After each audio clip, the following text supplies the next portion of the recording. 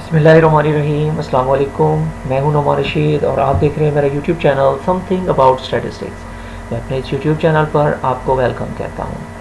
हम measures of central tendency अपने video lecture से कवर कर रही हैं। हमने मेजर्स ऑफ सेंट्रल टेंडेंसी का एक चैप्टर कंप्लीट कर लिया। हमने उसका एक एक पॉइंट उठाकर स्टडी किया, एक एक टॉपिक हमने उसका स्टडी किया। आप मेरी अगर सीरीज़ ऑफ वीडियोस देखें तो मैंने एक प्लेलिस्ट बना रखी है। आप अगर उसको देखें तो आप लोगों को बहुत फ़ायदा होगा। बेसिकली आज का जो टॉपिक है वो मल्टीपल चॉइस क्वेश्चन का है। पीपीएससी या एफपीएससी के जो कैंडिडेट्स हैं उन लोगों के लिए ये टॉपिक बड़ा अहम होता है, क्योंकि उसमें मल्टीपल चॉइस क्वेश्चन आते हैं। बेसिकली मैं कहना ये चाह रहा हूँ कि मैंने अग्रवाल की बुक, चौधरी शेर मोहम्मद साहब की बुक और मुख्तलिफ पाकिस्तान के जो ऑथर्स हैं उनकी बुक से निचोड़ निकाल कर अपनी बहुत सारी वीडियोस कवर की हैं। आप मेरे वो टॉपिक्स अगर पढ़ें तो आप लोगों को पब्लिक सर्विस कमीशन की तैयारी के लिए कहीं भी मुश्किल नहीं होगी।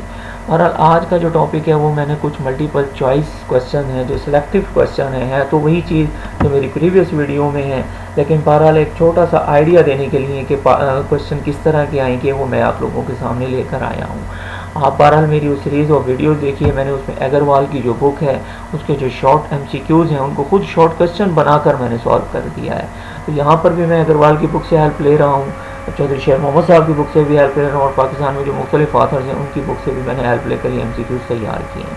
बहरहाल यहाँ पर सिर्फ और सिर्फ ये एक आइडिया देने के लिए है कि ये MCQs किस टाइप के आएंगे, वो मैं आप लोगों के लिए 15 से 16 MCQs लेकर आया हूँ। देखें, अ single value which will represent all the values of the distribution, ऐसी वैल्यू जो डाटा की तमाम वैल्यूज़ को रिप्रेजेंट करेगी उसको हम लोग क्या कहेंगे? तो भी उसको हम लोग सिर्फ और सिर्फ एवरेज का नाम देते हैं, और ये हमें पहले पता है कि एवरेज की डेफिनेशन में हमने ये बात पढ़ रखी है। A single value which represent all the values of the data set is called an average.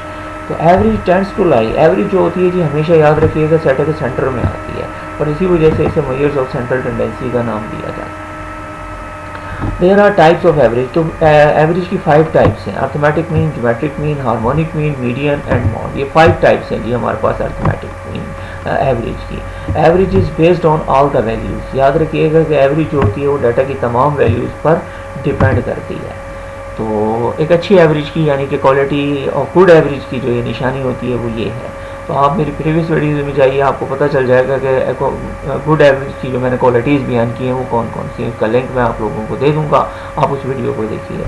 अब याद रखिएगा कि जो हम एवरेज निकाल रहे होते हैं या जो भी हम मेजर्स लेते हैं ये सैम्पल मेजर्स होती हैं, और सैम्पल मेजर्स जो भी होती हैं वो बेसिकली अपने पॉपुलेशन पैरामीटर को एस्टिमेट करने के काम आती हैं। तो मैं यही यहाँ पर जो स्टेटमेंट लेकर आया हूँ, the sample mean is good estimate of the population mean. जो सैम्पल मीन होता है वो हमारे पास बेसिकली पॉपुलेशन मीन का गुड एस्टिमेट होता है। अब याद रखिएगा गुड एस्टिमेटर की ये क्वालिटी होती है कि वो अनबाइज्ड होना चाहिए। तो यहाँ पर स्टेटमेंट में अगर हम 6 पर जाएँ तो वहाँ यही चीज़ लिखिएगा, sample mean is biased, a fixed, a variable, बल्कि ये हैगा अनबाइज्ड, इज़ एन अनबाइज्ड, क्योंकि ये अनबाइज्ड होता है। और अनबाइज्ड कैसे होता है जी, कि इसकी एक्सपेक्टेड वैल्यू जो होती है वो अपने पॉपुलेशन पैरामीटर व्यू के इक्वल आती है। तो इसका प्रूफ है हमारे पास। हम अपने इनको जो हमारे सैम्पलिंग वाले जो चैप्टर आएंगे हम इंशाल्लाह उसमें 2 थ्योरम है हमारे पास, वो विद रिप्लेसमेंट से भी करेंगे और हम विदाउट रिप्लेसमेंट से भी करेंगे। तो वो हम थ्योरम इंशाल्लाह आने वाले हैं हमारे अगले टॉपिक में, इंशाल्लाह हम कवर करेंगे, वो मैं आप लोगों के साथ रहूँगा।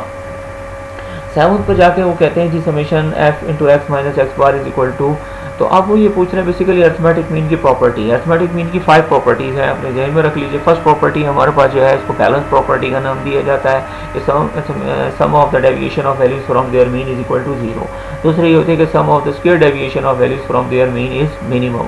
थर्ड वन हमारे पास जो इसकी प्रॉपर्टी आ जाती है वो कंबाइंड मीन की आ जाती है। 4 पर हमारे पास अर्थमेटिक मीन जो होता है वो चेंज ऑफ ओरिजिन और चेंज ऑफ स्केल से फैक्टर्ड होता है। और लास्ट प्रॉपर्टी अगर हम कहें तो एक मोस्ट इंपॉर्टेंट प्रॉपर्टी होती है कि arithmetic mean of a constant is constant itself. Arithmetic mean अगर किसी कांस्टेंट वैल्यूज का लिया जाएगा तो वो हमेशा कांस्टेंट के बराबर ही आता है। तो हमारे लिए फर्स्ट प्रॉपर्टी या बैलेंस प्रॉपर्टी के अकॉर्डिंग जो है ये हमारे पास इसका आंसर जो आ जाता है जी वो 0 आ जाता है। आगे वो ये कहना चाह रहे हैं कि जी हमारे पास समेशन एक्स माइनस एक्स बार का जो स्क्वायर है, तो याद रखिएगा ये हमारे पास जो है ये मिनिमल प्रॉपर्टी है, और मिनिमल प्रॉपर्टी के अकॉर्डिंग जो है इसका आंसर जो होगा जी वो मिनिमम होगा। ये मिनिमल प्रॉपर्टी के अकॉर्डिंग जो है इसका आंसर 0 हो जाएगा।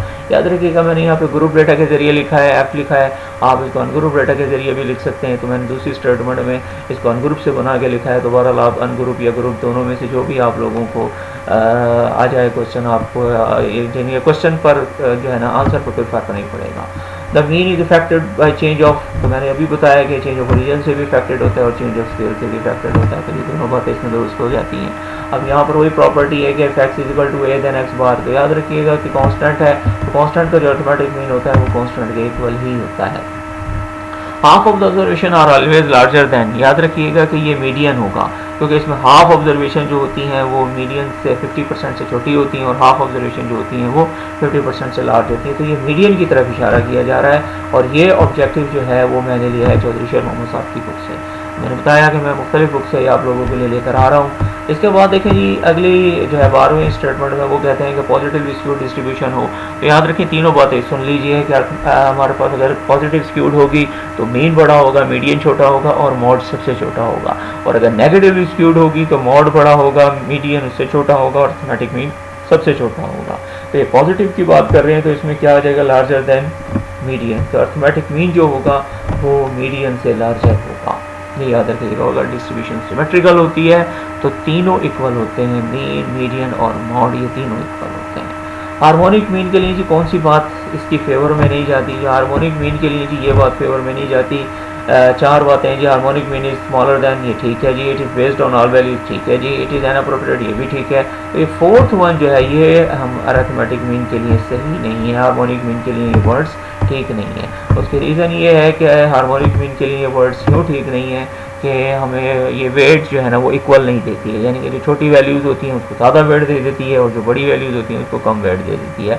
उसकी रीज़न ये होती है क्योंकि ये डिवाइड में आती है, रेसिप्रोकल होता है हमारे पास। जितनी बड़ी वैल्यू से डिवाइड करते हैं उतना आंसर छोटा हो जाता है और जितना छोटी वैल्यू से डिवाइड करते हैं उतना आंसर जो है वो बड़ा हो जाता है। तो बहरहाल ये फेवर में नहीं जाती हमारे पास ये स्टेटमेंट की, ये जो ऑप्शन है 4। ज्योमेट्रिक मीन जी इसका कैलकुलेट करना है जी 14 पर। तो भैया आप इसका सिंपल ही स्टूडेंट्स क्या करें जी, मल्टीप्लाई करें 1/16 मल्टीप्लाइड बाय 1/25, तो आपके पास 1/100 आ जाएगा। लेकिन उसका स्क्वायर रूट लेना है तो जब स्क्वायर रूट लेंगे तो ये 1/10 आ जाएगा। तो ये वाली ऑप्शन इसकी करेक्ट है। इसके बाद जी हम चलते हैं अपने 15 पर। वो कहते हैं the first quartile divides the frequency distribution in the ratio. तो भाई आप ये देख लें कि फर्स्ट क्वार्टाइल जो होता है वो 1/4 पार्ट होता है हमारे पास, यानी कि 25% होता है। तो अगर आप इस रेशियो को सॉल्व करते हैं 1:3 को, तो आप खुद देख लीजिए कि ये हमारे पास क्या आता है, 1/4 आ जाता है और दूसरा क्या आ जाता है, 3/4 आ जाता है। 3/4 जो होता है बेसिकली वो 0.75 होता है, ये 75% होता है। तो ये वाली जो ऑप्शन है हमारे पास 1:3 वाली, ये करेक्ट है इस वक्त हमारे पास। क्योंकि देखिए ना मैंने आपको बताया कि ये हमारे पास क्या आ जाता है जी 1:3 है। तो 1:3 का मतलब क्या होता है कि हमारे पास 1:3 का मतलब हमारे पास क्या होता है, ये हमारे इसको मैं थोड़ा सा बोल्ड कर देता हूँ, आपके पास ये बोल्ड हो जाएगा। तो ये 1:3 हमारे पास जी इसकी ऑप्शन बिल्कुल ठीक है। इसके बाद जी हमारे पास जो है वो ये आ जाता है कि हमारे पास सेट ऑफ वैल्यूज़ हैं। तो इसमें क्वाड्रेटिक मीन होता है। क्वाड्रेटिक मीन ये होता है कि समेशन x² n जो होता है उसे हम क्वाड्रेटिक मीन कहते हैं। अब मॉडरेटली स्क्यूड डिस्ट्रीब्यूशन है। मॉडरेटली स्क्यूड जो डिस्ट्रीब्यूशन होती है हमारे पास, याद रखिएगा कि उसमें ये होता है कि mode is equal to 3 median - 2 mean होता है। जब आप इस रेशियो को, इस रिलेशन को सॉल्व करते हैं तो उसका आंसर हमारे पास इस वक्त स्टेटमेंट के मुताबिक 90 आ जाता है। तो बहरहाल आज के जो MCQs हैं आप उनको डिटेल से स्टडी करने के लिए जो है ना मेरी प्रीवियस वीडियोस देखिए, मेरे शॉर्ट क्वेश्चंस की जो लिस्ट है वो देखिए, उसमें आपको कंप्लीट इन्फॉर्मेशन मिल जाएगी और बड़ा डिटेल से मैंने वो टॉपिक कवर किए हैं। तो बस ये आज का टॉपिक सिर्फ इतना ही है। मिलेंगे अपनी इंशाल्लाह नेक्स्ट वीडियो में। यहाँ पर थोड़ा सा ना क्वाड्रेटिक मीन का सुनते जाइए। क्वाड्रेटिक मीन ये होता है कि समेशन x²/n, यानी कि वेरिएंस का जो पहला हिस्सा होता है ना, जो माइनस मीन से पहले होता है, यानी कि समेशन x²/n जो होता है उसे क्वाड्रेटिक मीन कहते हैं। ये अग्रवाल साहब ने जो है ना इसको नोट किया है, दोबारा मैं आप लोगों के लिए MCQs में ले आया। बस ये आज का टॉपिक सिर्फ इतना है। आप मेरी प्रीवियस वीडियोस को लाजमी देखिएगा, उसमें आपको डिटेल इन्फॉर्मेशन मिलेंगी। PPSC और FPSC के कैंडिडेट्स के लिए वो बहुत से फ्रूटफुल वीडियोज़ हैं। मिलेंगे इंशाल्लाह अपनी नेक्स्ट वीडियो में। अपना बहुत सा ख्याल रखिए। अल्लाह हाफ़िज़।